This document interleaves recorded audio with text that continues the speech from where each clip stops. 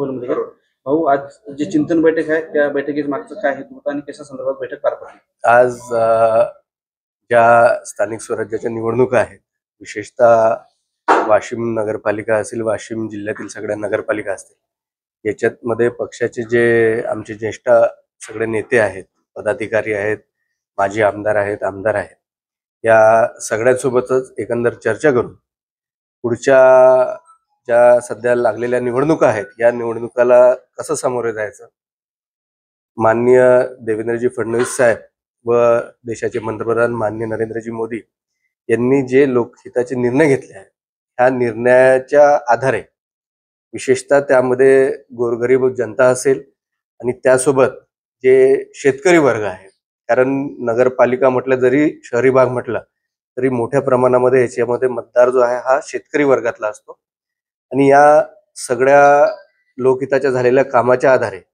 आपण पुढे कसं जायचं या चर्चेसाठी पक्षाचे जे ज्येष्ठ सगळे नेते आहेत त्यांच्याशी चर्चा करायला आज आलो आहे आणि त्या निमित्तानेच येणाऱ्या निवडणुकीमध्ये एक पक्षाची विकासाची ब्लूप्रिंट ही समोर जाऊन लोकांपर्यंत आमचा येणाऱ्या 5 वर्षामध्ये नगरपालिकेमध्ये आणि नगरपंचायतीमध्ये आमची सत्ता आली तर आम्ही काय विकास कामं करू, या ब्लूप्रिंट तयार करण्यासाठी आज एक चर्चासत्र वाशिम शहरा इथे युती संदर्भात काही निर्णय झाला का? कोणाला कोणत्या जागा दिल्या या संदर्भात काही चर्चा झाली? युती संदर्भात अनेक चर्चा आमच्या चालू आहेत. जे आमचे मित्र पक्ष आहेत तेही त्यामध्ये पॉझिटिव्ह आहेत, परंतु एकंदर सगळ्याच पक्षातील सगळे जे कार्यकर्ते असतात यांना निवडणुकीमध्ये आम्हाला संधी मिळावी असा तो विषय असतो आणि तरी कुठे युती होईल, कुठे मैत्रीपूर्वक लढत होईल अशी एकंदर परिस्थिती आहे. पण युतीकडे पॉझिटिव्ह विचार चालू आहे आणि लवकरच युती होईल असं चित्रही समोर येईल असं अपेक्षित आहे. कार्यकर्त्याची निवडणूक आहे, पण कार्यकर्त्याचं असं म्हणणं आहे की आपण स्वबळावर लढायला पाहिजे. भाजपच्या कार्यकर्त्यांना विशेष अशी मागणी आहे, काय सांगा? आमच्या युतीमध्ये अनेक छोटे पक्ष आहेत, 3 मोठे पक्ष आहेत.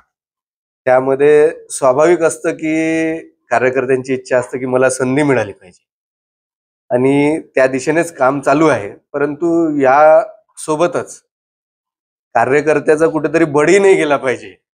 शेवटी हे राजकारण आहे आणि त्या सगळ्या दिशेने जे आमचे ज्येष्ठ नेते आहेत त्यांचं सगळ्यांचं मार्गदर्शन घेऊन आपण काय फॉर्म्युला ठरवला पाहिजे याच दिशेने विचार चालू आहे.